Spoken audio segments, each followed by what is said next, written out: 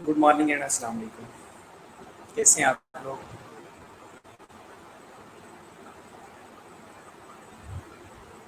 Okay, well,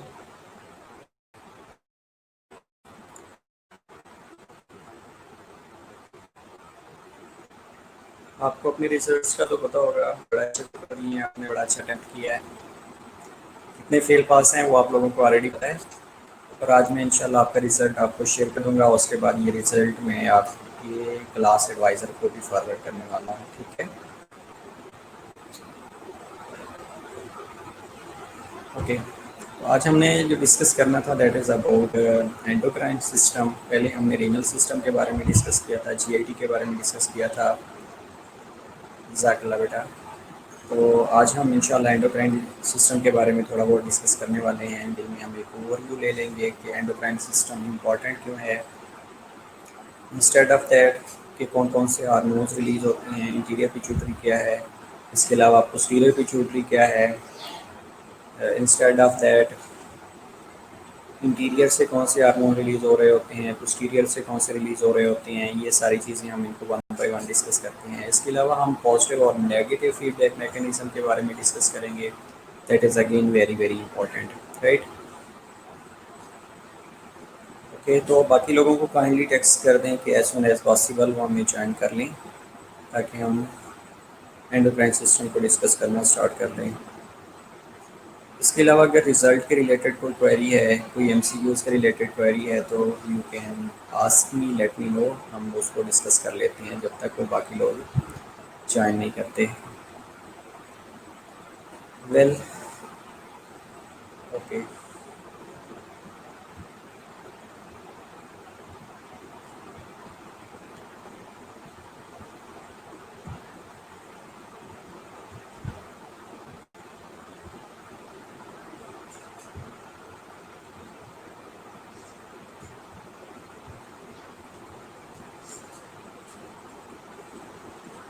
okay बेटा, मैं लोग बोल देता हूँ। बेटा आवाज़ अब इंशाल्लाह समझ आना शुरू हो जाएगी, आवाज़ की समझ आएगी आपको, ठीक है?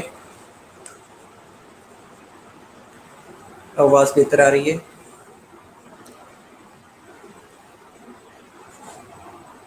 ओके, तो ये बताएं कि ये पॉजिटिव और नेगेटिव फीडबैक मैकेनिज्म क्या होता है?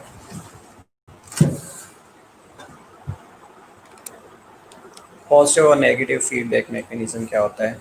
थोड़ा सा आप कंट्रीब्यूट करें, ताकि आप लोगों को मेरे लिए समझाना इजी हो जाएगा कि पॉजिटिव और नेगेटिव क्या होता है। वालेकुम अस्सलाम बेटा, hope so you will be fine. हाँ, ओके, वेल, तो पॉजिटिव और नेगेटिव फीडबैक मैकेनिज्म क्या होता है?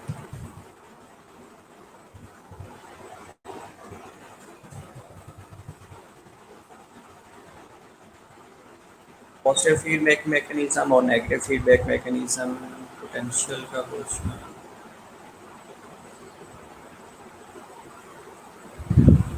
ओके बेटा, पोटेंशियल स्पेस होती है, पेरिकार्डियल फ्लूइड होता है, और पोटेंशियल स्पेस होती क्या है ये पूछना चाह रही हैं आप? ओके बेटा, एक्सक्रीटरी सिस्टम वाली स्लाइड शेयर कर दूंगा। पोटेंशियल स्पेस बेटा ये पाइटल और विसरल पेरिकार्डियम के दरमियान जो स्पेस होती है उसको कहा जाता है पोटेंशियल स्पेस। और यहाँ पे सरफेक्ट ये स्पेशलाइज्ड टाइप्स ऑफ सेल्स होते हैं जो कि फ्लूइड सिक्रीट कर रहे होते हैं, ताकि ये जो सरफेस है एक दूसरे के ऊपर ग्लाइड ना करे, फ्रिक्शन से प्रिवेंट करने के लिए उसको कहा जाता है पेरिकार्डियल फ्लूइड। ओके, इसके अलावा विसरल और पाइटल प्लूरा के दरमियान भी स्पेस होती है, that is also known as potential space. इसी तरह पेरिकार्डियम के दरमियान, विसरल और पाइटल पेरिकार्डियम के दरमियान जो स्पेस होती है उसको भी पोटेंशियल स्पेस कहा जाता है। और विसरल लंग्स की अगर हम बात करें, जब रेस्पिरेटरी सिस्टम की बात करेंगे, तो विसरल और पाइटल प्लूरा के दरमियान भी स्पेस होती है, that is also known as potential space. Okay, negative feedback mechanism में प्रोडक्ट्स रिएक्शन को कंट्रोल करता है। प्रोडक्ट्स रिएक्शन को कंट्रोल कैसे करता है बेटा?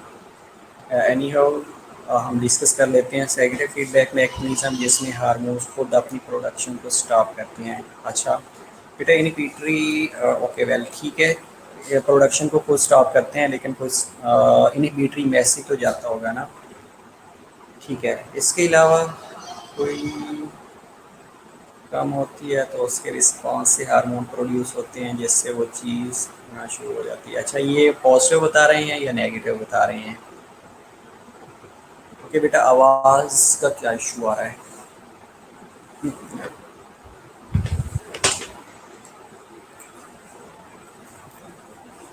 ओके, अब चेक करें आवाज़ आ रही है बेटा। अब आवाज़ कंफर्म कीजिएगा अगर आ रही है या नहीं आ रही।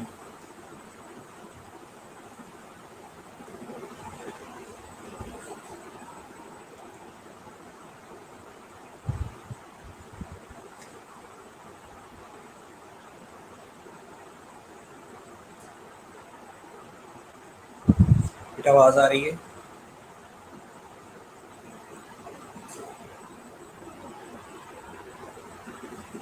Secretion itself controlled by its production is negative feedback mechanism, positive feedback. Okay बेटा, ठीक है बेटा, ये आप लोग चीज़ें तो बता रहे हैं, लेकिन क्या इनके लिए भी कोई चीज़ ज़रूरी होती है? लाइक अगर हम पॉजिटिव या नेगेटिव फीडबैक मैकेनिज्म की बात करें बेटा, इसके लिए तीन इंपॉर्टेंट चीज़ें चाहिए होती हैं। One is stimulator. Okay well, ठीक है बेटा, आपके नेटवर्क का इशू होगा इसलिए आवाज़ कट रही होगी, थोड़ी सी अपनी जगह प्लीज़ चेंज कर लें।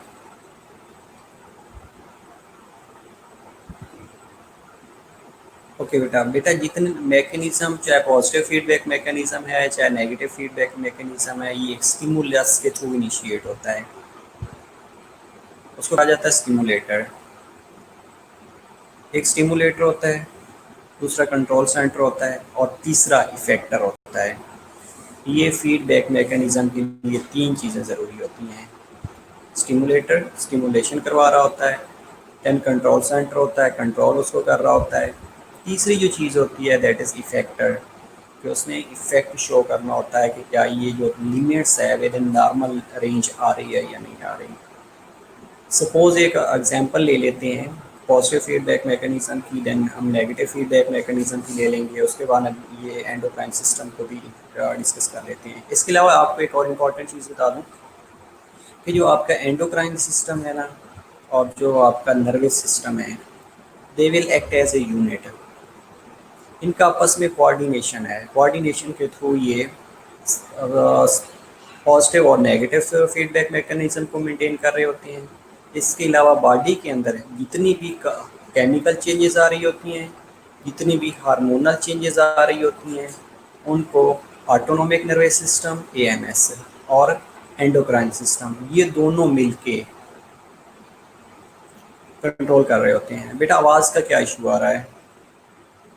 आवाज़ सही नहीं आ रही? ओके बेटा, बेटा आपके नेटवर्क का इशू हो सकता है, यहाँ पे तो एरर नहीं है, लेकिन आप थोड़ी सी अपनी लोकेशन चेंज करके देख लें, हो सकता है कि ठीक हो जाए।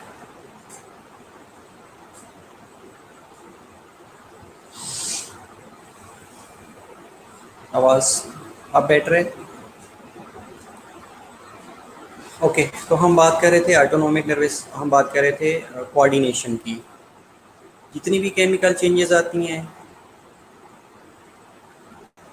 कोई फिजियोलॉजिकल चेंज आ रही होती है, तो उसके रिजल्ट में जो आपका एंडोक्राइन सिस्टम है और जो आपका ऑटोनोमिक नर्वस सिस्टम है, they will act as a unit.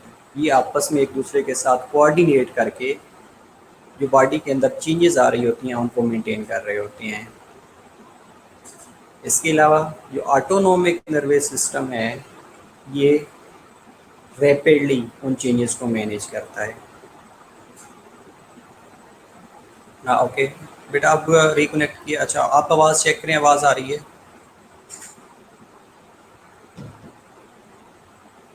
बेटा बाकी लोगों को भी मसला है, ये दो तीन लोगों को मसला आ रहा है? Let me confirm please.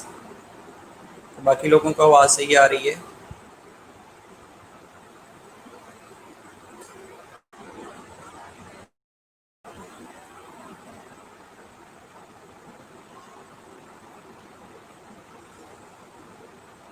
Okay बेटा, आवाज़ बिल्कुल बेटा ठीक आ रही है। आपके सिग्नल का कोई मसला हो सकता है, काइंडली इसको रीचेक कर लें। ठीक है, ओके वेल, थैंक यू बेटा। तो हम बात कर रहे थे पॉजिटिव और नेगेटिव फीडबैक मैकेनिज्म की, जिसके अलावा हमने ये डिस्कस किया है कि ऑटोनोमिक नर्वस सिस्टम और एंडोक्राइन सिस्टम ये एक्ट एज ए यूनिट। कोई भी चेंजेस आती हैं बॉडी के अंदर तो वो मेनली जो चेंजेस होती हैं that are controlled by positive and negative feedback mechanism.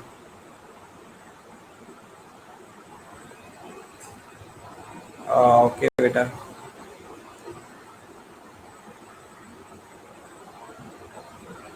बेटा बाकी लोगों को इशू नहीं आ रहा लेकिन आपको पता नहीं क्यों इशू आ रहा है, I don't know. Any how हम कंटिन्यू करते हैं। आप लेक्चर मेरा बेटा ये यूट्यूब से लीजिएगा, कोई इशू नहीं है, ठीक है। अपलोड हो जाएगा, उसके बाद आप इसको ले लीजिएगा। ओके बेटा, अभी इंशाल्लाह ठीक हो जाएगी, आवाज़ ठीक हो जाएगी। हम बात कर रहे थे कि जितनी भी केमिकल चेंजेस आती हैं बॉडी के अंदर that is controlled by autonomic nervous system and secondly endocrine system. अब जो एंडोक्राइन सिस्टम है ये क्या करता है कि ये स्लोली और प्रोग्रेसिवली चेंजेस को मेंटेन करता है। जब इन चेंजेस को मेंटेन किया जाता है उस प्रोसेस को कहा जाता है होम्योस्टेसिस। होम्योस्टेसिस में क्या होता है कि मेनली जो इंटरनल इन्वायरमेंट है उसको मेंटेन किया जा रहा होता है। अब ये जो इंटरनल इन्वायरमेंट है ये दो तरीके से मेंटेन होता है, one is positive feedback mechanism and other one is negative feedback mechanism. इसलिए कहीं पे इलेक्ट्रोलाइट्स इम्बैलेंस हो रहे होते हैं या कोई हार्मोनल कंट्रोल मैकेनिज्म हो रहा होता है या मोस्टली आप लोगों ने किडनी के हार्मोन्स पढ़े हैं जिनमें एल्डोस्टेरोन का लेवल है, एड्रीनल ग्लैंड से जो रिलीज़ हो रहे होते हैं, तो ये क्या करते हैं कि ये जो चेंजेस आ रही होती हैं बॉडी के अंदर उनको कम्युलेटिवली नॉर्मलाइज कर रहे होते हैं, विद इन नॉर्मल लिमिट्स के अंदर लेके आ रहे होते हैं। जब चीज़ों को नॉर्मल लिमिट्स के अंदर लेके आ जा रहा होता है that process is known as homeostasis. Again बेटा, अब ये जो होम्योस्टेसिस है इसको मेंटेन करने के लिए बॉडी के दो सिस्टम इन्वॉल्व होते हैं ज़्यादातर। बाकी हर सिस्टम का एक कंट्रीब्यूटरी फैक्टर्स है, लाइक किडनी लैदा होम्योस्टेसिस मेंटेन करवा रही होती है, सीवीएस लैदा करवा रहा होता है, रेस्पिरेटरी सिस्टम लैदा करवा रहा होता है। लेकिन जो केमिकल सिक्रीशंस हैं, ये जो केमिकल हार्मोन्स हैं या केमिकल जो मैसेंजर्स हैं वो एंडोक्राइन सिस्टम रिलीज़ करता है as well as autonomic nervous system facilitate करता है, रैपिडली चेंजेस को मेंटेन करता है ताकि बॉडी के अंदर कोई हार्मफुल क्राइसिस या हार्मफुल सिचुएशन प्रोड्यूस ना हो सके। अब इस हार्मफुल कंडीशन या सिचुएशन से प्रिवेंट करने के लिए जो प्रोसेस होता है जिसमें इंटरनल इन्वायरमेंट को मेंटेन किया जा रहा होता है that process is known as homeostasis. Got it. अब जो ऑटोनोमिक नर्वस सिस्टम बेटा है ये रैपिडली चेंजेस को नॉर्मलाइज करता है, कोई भी चेंजेस आती हैं तो उसको रैपिडली मेंटेन करने की कोशिश कर रहा होता है। और जो एंडोक्राइन सिस्टम है ये क्या करता है, स्लोली और प्रोग्रेसिवली मेंटेन कर रहा होता है। अब ये स्लोली और प्रोग्रेसिवली कैसे मेंटेन करता है, ये दो तरीके से मेंटेन करता है, one is positive feedback mechanism and other one is negative feedback mechanism. Positive feedback mechanism हो बेटा या नेगेटिव फीडबैक मैकेनिज्म हो, तीनों के अंदर दोनों के अंदर तीन चीज़ें इंपॉर्टेंट होती हैं।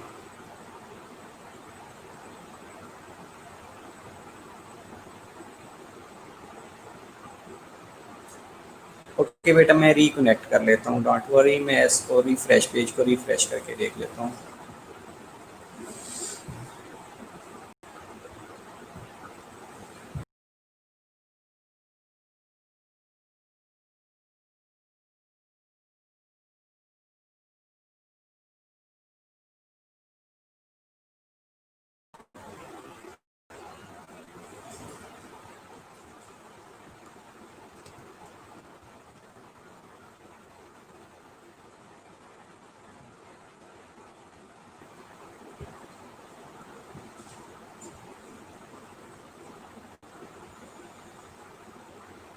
ओके बेटा, आप कंफर्म करें आवाज़ सही आ रही है।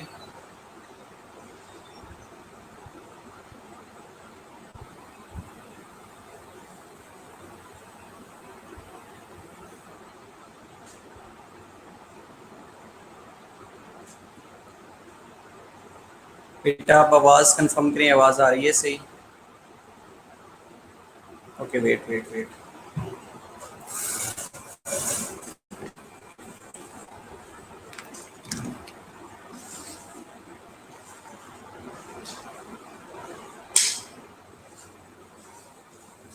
बेटा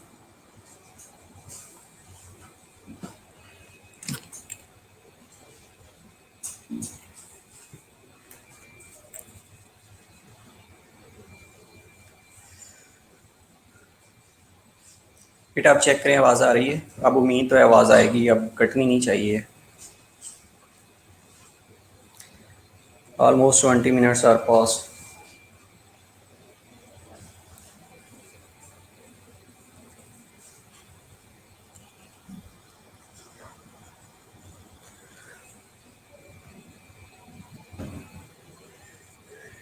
अब कंफर्म करें बेटा आवाज़ आ रही है?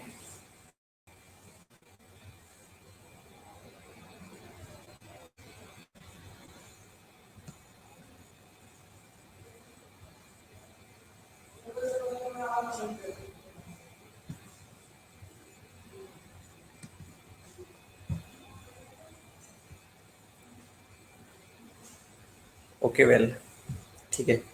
तो बेटा हम बात कर रहे थे फीडबैक मैकेनिज्म के बारे में।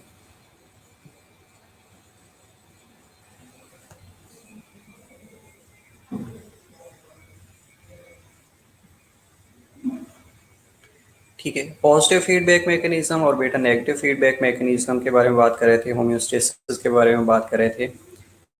तो इसको हम कंटिन्यू कर लेते हैं बेटा। तो बेटा होम्योस्टेसिस का मैकेनिज्म हो तो मेनली दो तरीके से कंट्रोल हो रहा होता है, that is positive feedback mechanism और other one is negative feedback mechanism. अब बेटा इन तीनों के अंदर क्या, इन दोनों मैकेनिज्म्स के अंदर जो कॉमन चीज़ है वो तीन चीज़ें होती हैं मेनली। बेटा अब आपके नेटवर्क का इशू हो सकता है, आई थिंक सो, अदरवाइज बाकी लोगों को तो आवाज़ आ रही है बेटा। तो बेटा जो पॉजिटिव फीडबैक मैकेनिज्म होता है,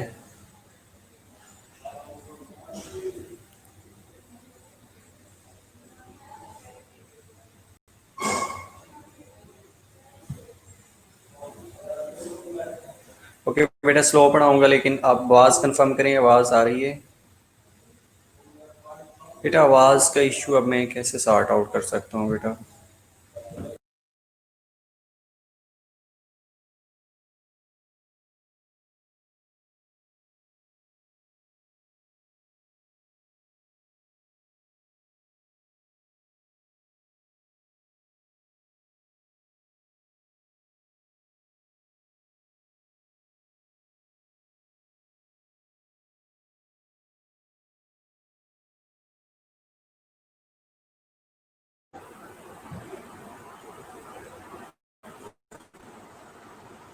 बेटा अब आवाज़ आ रही है?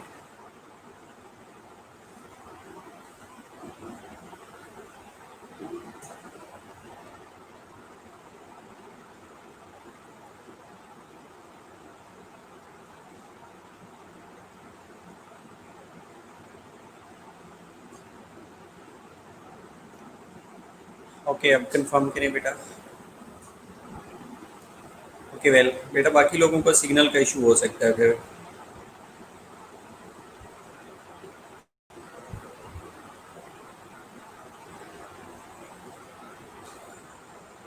वाले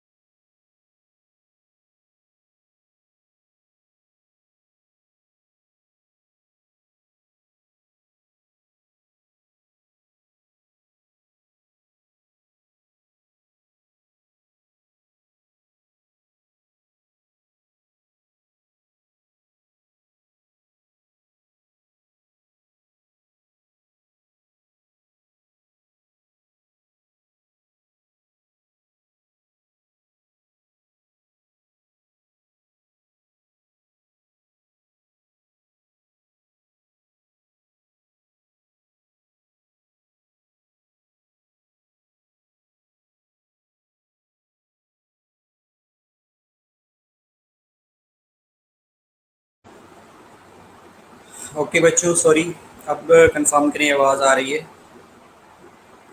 होप सो अब आएगी आवाज़, अब क्लियर होएगी, अब प्रॉब्लम नहीं होएगा।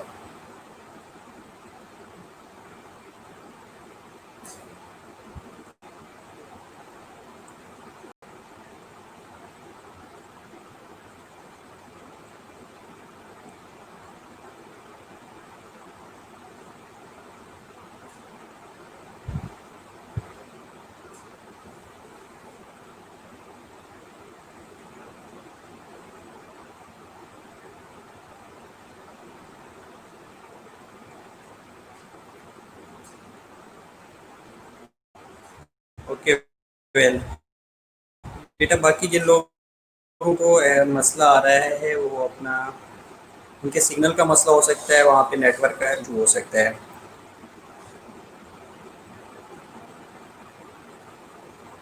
बेटा फिर आपके सिग्नल वहाँ के उस एरिया का मसला हो सकता है, अदरवाइज़ आवाज़ तो यहाँ बाकी लोगों को आ रही है। ठीक है, तो आप यूट्यूब से लेक्चर ले लीजिएगा, हम कंटिन्यू कर लेते हैं।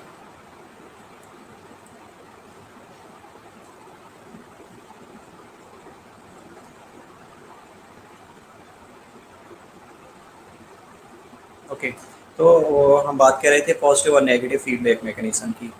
इसमें मैं आप लोगों को बता रहा था कि तीन चीज़ें इंपॉर्टेंट होती हैं, और तीन चीज़ों में क्या क्या है। पहली जो चीज़ होती है कि स्टिमुलेटर क्या होना चाहिए, स्टिमुलेटर होना चाहिए। देन हमारे पास कंट्रोल सेंटर होना चाहिए, और तीसरी जो चीज़ है that is very very important, वो इफेक्टर होना चाहिए। अब आप होम्योस्टेसिस को डिफ़ाइन अगर करना चाहें तो होम्योस्टेसिस को डिफ़ाइन कैसे किया जा सकता है। फॉर एग्जांपल, अगर हम होम्योस्टेसिस की बात कर रहे थे तो होम्योस्टेसिस को डिफ़ाइन करना is very very again important है। ठीक है, तो we can define as the condition in which the system, जिसके अंदर जो human body is maintain in a normal और स्टेडी स्टेबल कंडीशन। ये steady state of stable condition is known as homeostasis. अब ये बेटा जो होम्योस्टेसिस होती है, सेल के अंदर हो रही होती है, टिश्यू के अंदर हो रही होती है, ऑर्गन के अंदर हो रही होती है, ऑर्गन सिस्टम के अंदर हो रही होती है।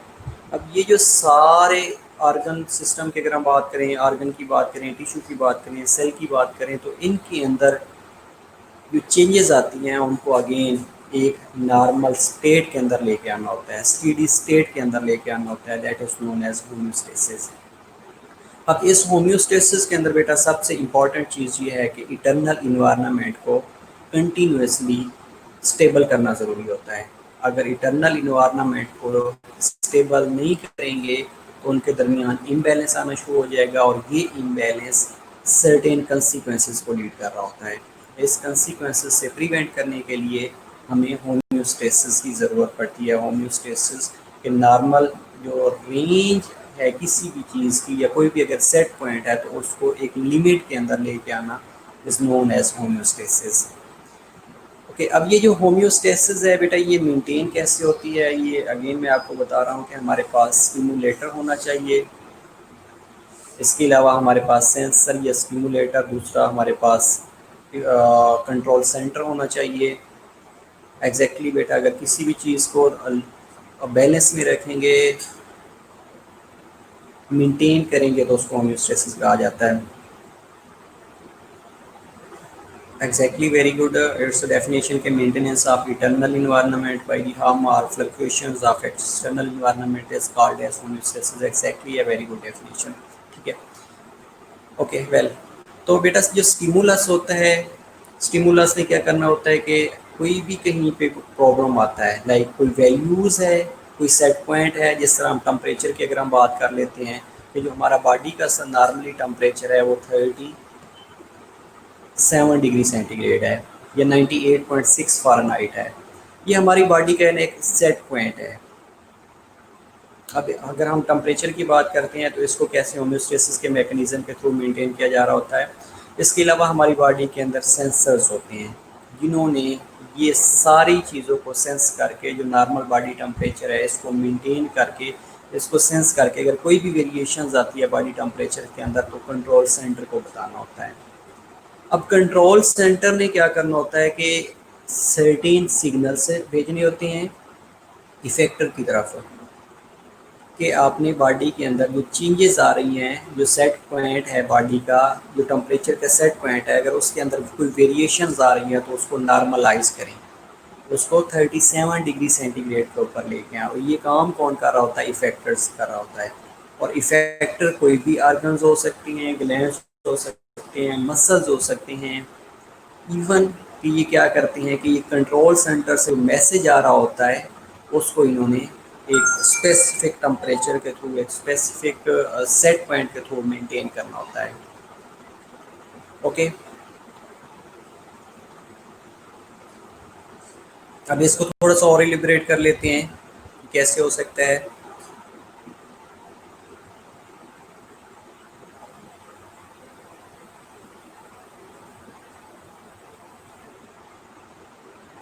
बेटा आवाज़ कट रही है, एनी हो चलें, अब बाकी लोगों को आ रही है लेकिन एक दो लोगों का इशू है। ओके बेटा, मैं रिपीट कर देता हूँ। फॉर एग्जांपल हमने ये कहा था कि स्टिमुलस होना चाहिए, then sensor, then control centre और इफेक्टर्स होना चाहिए। अगर हम बॉडी टेम्परेचर्स की बात करें,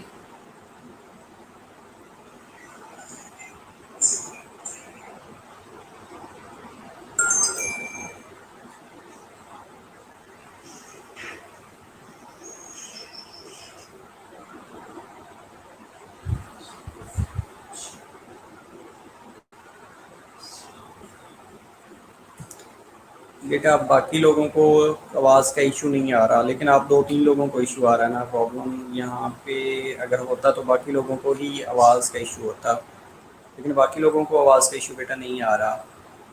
बेटा आप अपनी थोड़ी सी लोकेशन चेंज करके देखें, हो सकता है सिग्नल का प्रॉब्लम आ रहा हो। ठीक हो जाएगा इंशाल्लाह। ठीक है,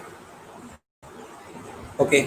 तो बॉडी टेम्परेचर की बात कर रहे थे। बॉडी टेम्परेचर में बेटा अगर 37 डिग्री सेंटीग्रेड, जो कि एक सेट पॉइंट है बॉडी का, नॉर्मल टेम्परेचर है, दैट इज़ मेंटेन्ड।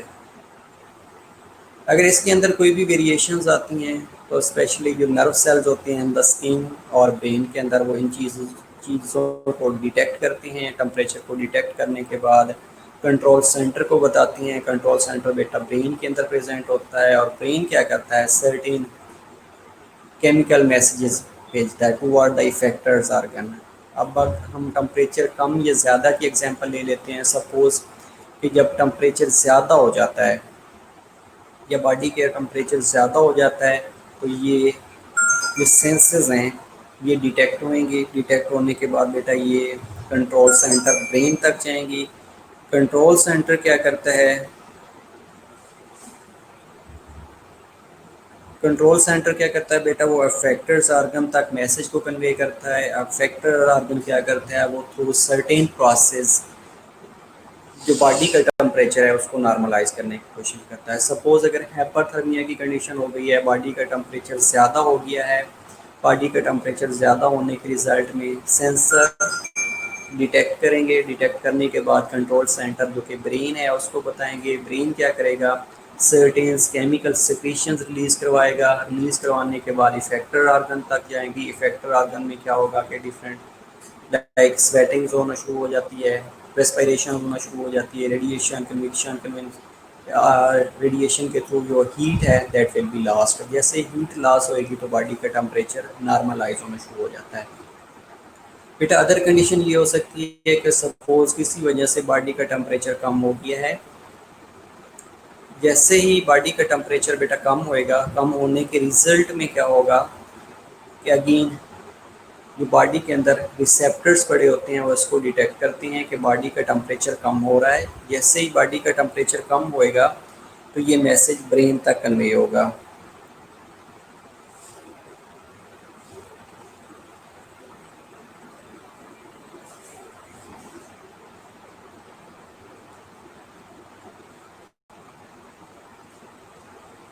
ओके, तो बॉडी का टेम्परेचर कम होने के रिजल्ट में डिटेक्टर्स ने डिटेक्ट किया। डिटेक्ट करने के बाद ब्रेन को बताया। ब्रेन क्या है? कंट्रोल सेंटर्स है।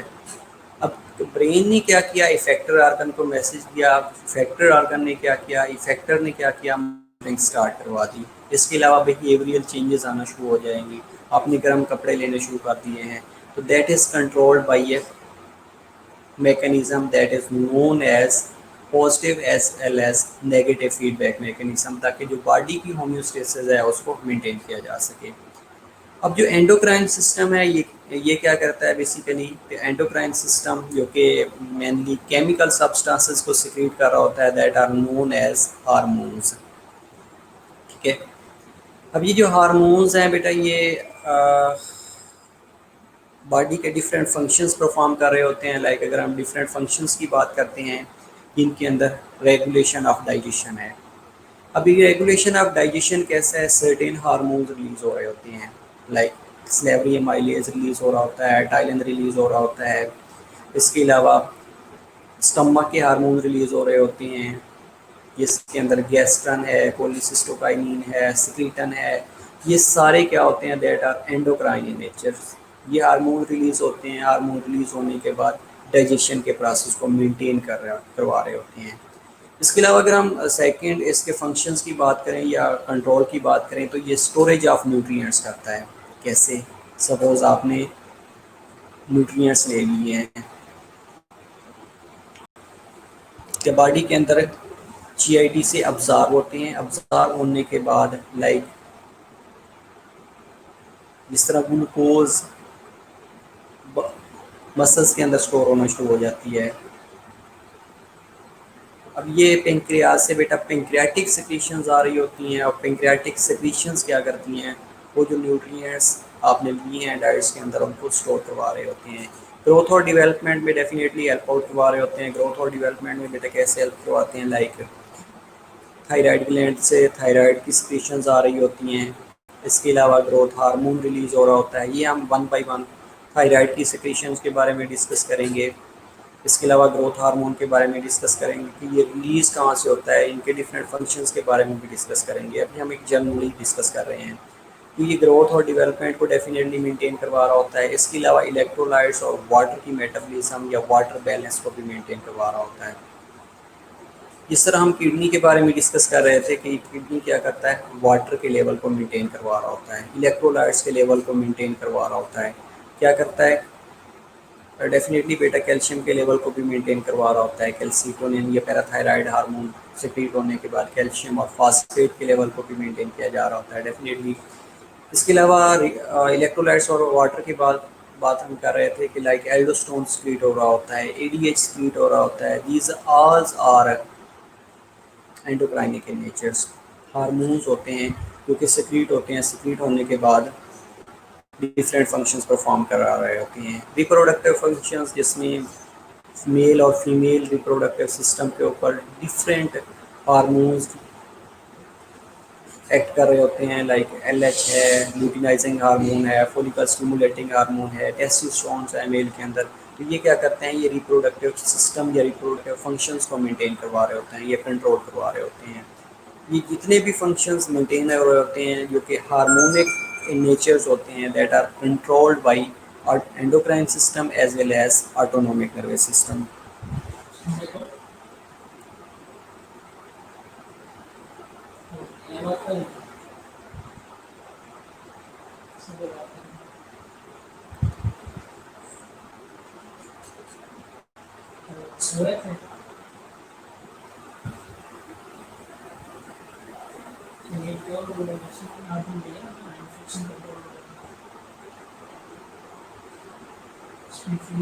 डेफिनेटली बेटा ये सिक्रीशंस हैं जो कि हार्मोनिक इन नेचर होती हैं। ठीक है, इसके अलावा अगर हम इसकी फंक्शनल क्लासिफिकेशन के बारे में बात करते हैं, तो दैट आर एंडोक्राइन हार्मोन्स होते हैं, न्यूरोक्राइन हार्मोन होते हैं, न्यूरोट्रांसमीटर्स होती हैं। अब आपने न्यूरोट्रांसमीटर्स और एंडोक्राइन हार्मोन्स के अंदर डिफ्रेंशिएशंस लेके आनी है कि न्यूरोट्रांसमीटर्स क्या होते हैं और एंडोक्राइन क्या होते हैं। जब भी कोई एमसीक्यूज आता है तो उसमें आप न्यूरोट्रांसमीटर की जगह एंडोक्राइन हार्मोन्स लगा देते हैं, या न्यूरो न्यूरो एंडोक्राइन की जगह आप न्यूरोट्रांसमीटर्स लगा देते हैं।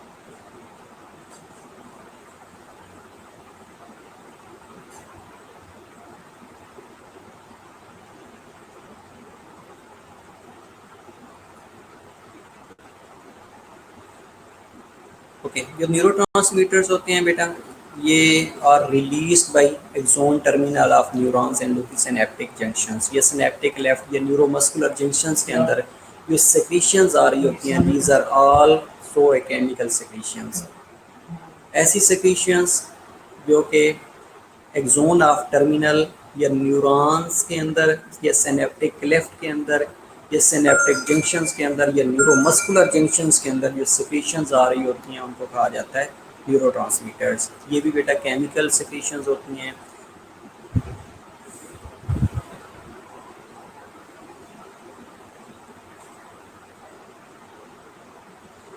इसके अलावा एंडोक्राइन जो हार्मोन्स होते हैं बेटा, endocrine hormones are release by the glands are specialised cells into the circulating blood and influence the function of cell and other location in the body.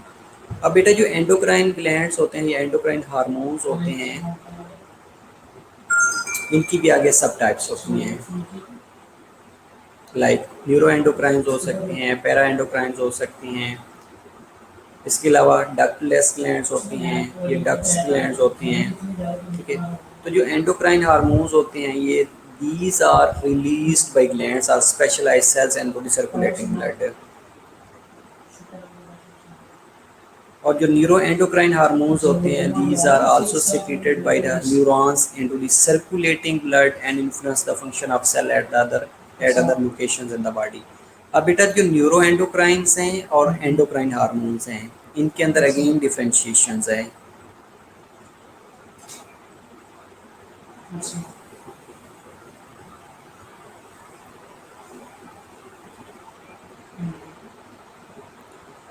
Okay, तो जो एंडोक्राइन हार्मोन्स होते हैं बेटा ये ग्लैंड से रिलीज होते हैं, और जो न्यूरो एंडोक्राइन हार्मोन्स हैं ये न्यूरॉन से रिलीज हो रहे होते हैं। अब दोनों आ कहाँ पे रहे होते हैं, दोनों सर्कुलेटिंग ब्लड के अंदर आ रहे होते हैं, लेकिन जो इनके फंक्शंस होते हैं, जो टारगेट एरिया होता है वो बेटा डिफरेंट होता है। इसके अलावा पैराक्राइंस होती हैं, पैराक्राइंस ओके बेटा, पैराक्राइंस क्या होते हैं कि पैराक्राइंस are secreted by the cells into the extracellular fluid and affect neighboring cell of the different cell types। जो पैराक्राइंस होते हैं ये बेटा लोकली सिक्रीट हो रहे होते हैं। लोकली सिक्रीट होने के रिजल्ट में एक्स्ट्रासेलुलर फ्लूइड के अंदर सिक्रीट होने के बाद जो नेबरिंग सेल्स होते हैं उनके अंदर डिफरेंट फंक्शंस परफॉर्म करा रहे होते हैं। इसके अलावा ऑटोक्राइंस होते हैं। ऑटोक्राइंस बेटा अगेन एक्स्ट्रासेलुलर फ्लूइड के अंदर सिक्रीट होते हैं, लेकिन सीम सेल के फंक्शन को अल्टर करवा रहे होते हैं, सीम सेल के फंक्शंस को नॉर्मलाइज करवा रहे होते हैं, लेकिन इनके जो रिसेप्टर्स होते हैं सरफेस के ऊपर इनके रिसेप्टर्स पड़े होते हैं, उनके साथ ये बाइंड करते हैं। इसके अलावा साइटोकाइंस होते हैं। जो साइटोकाइंस होते हैं these are all peptides in natures और secreted by the cells into extracellular fluid and can functions as autocrines के तौर पे फंक्शन कर सकते हैं, पैराक्राइंस के तौर पे भी फंक्शन कर सकते हैं, और एंडोक्राइन के हार्मोन्स के तौर पर फंक्शन कर सकते हैं। बेटा साइटोकाइंस जो होते हैं ये ऑल इन वन होते हैं। एंडोक्राइंस भी हो सकती हैं, पैराक्राइंस भी हो सकती हैं, और ऑटोक्राइंस भी हो सकती हैं। अब बेटा ब्रेक बस 5-7 मिनट तक ब्रेक ले लेते हैं, ठीक है। तो ये इनकी सब टाइप्स हैं, इनकी फंक्शनल क्लासिफिकेशंस हैं, जिनकी बेस के ऊपर इनको डिवाइड किया जा रहा होता है। अब जो इनकी वो फंक्शनल क्लासिफिकेशन था, ये स्ट्रक्चरल क्लासिफिकेशन है। बेटा स्ट्रक्चरल क्लासिफिकेशन के अंदर 3 चीज़ें आ रही होती हैं, लाइक अमाइंस हैं या अमाइनो एसिड्स हैं, पेप्टाइड्स हैं, पॉलीपेप्टाइड्स हैं, या प्रोटीन इन नेचर्स हैं, और जो तीसरा है वो स्टीरॉयड इन नेचर्स हैं। ओके बेटा मैं रिपीट कर दूंगा इसको इंशाल्लाह, डोंट वरी, ठीक है। पहले हमने फंक्शनल क्लासिफिकेशन के बेस पे देखा है, अब स्ट्रक्चरल क्लासिफिकेशन के बेस पे है। स्ट्रक्चरल क्लासिफिकेशन में हो सकता है कि ये अमाइंस इन नेचर्स हों या अमाइनो एसिड इन नेचर्स हो सकते हैं, जिसके अंदर डोपामीन्स होता है, एपिनेफ्रीन होता है, या नॉर एपिनेफ्रीन होता है। ओके बेटा लास्ट स्लाइड रिपीट कर दूंगा, डोंट वरी, ठीक है। दूसरा पेप्टाइड्स इन नेचर्स हो सकते हैं, पॉलीपेप्टाइड या प्रोटीन इन नेचर्स होते हैं, जिसके अंदर ग्रोथ हार्मोन आता है, फॉलिकल स्टिमुलेटिंग हार्मोन आता है, थायराइड स्टिमुलेटिंग हार्मोन आता है, एडीएच आता है, ऑक्सीटोसिन आता है, इंसुलिन ग्लूकागॉन्स आते हैं, पैराथायराइड हार्मोन आता है, प्रोलैक्टिन्स आते हैं। These are peptides, polypeptides and protein in nature होते हैं। तीसरी जो चीज़ है स्ट्रक्चरल क्लासिफिकेशन की, उसके अंदर स्टीरॉयड्स हार्मोन्स आता है। अब स्टीरॉयड्स के अंदर ग्लूकोकॉर्टिकॉइड्स आ सकते हैं, एस्ट्रोजन प्रोजेस्टेरॉन आ सकते हैं, टेस्टोस्टेरोन आ सकते हैं, इसके अलावा एल्डोस्टेरोन आ सकता है। तो ये बेसिकली स्टीरॉयड्स इन नेचर होते हैं। अब इनकी भी आगे कि स्टीरॉयड हार्मोन क्या करते हैं, पेप्टाइड हार्मोन क्या करते हैं और अमाइंस हार्मोन क्या करते हैं, ये बेटा ब्रेक के बाद हम इसको रिपीट कर लेते हैं। ठीक है, आप ब्रेक ले लें, उसके बाद इंशाल्लाह हम 12 PM कंटिन्यू कर लेते हैं। मैं ये सारी चीज़ें दोबारा रिपीट कर दूँगा।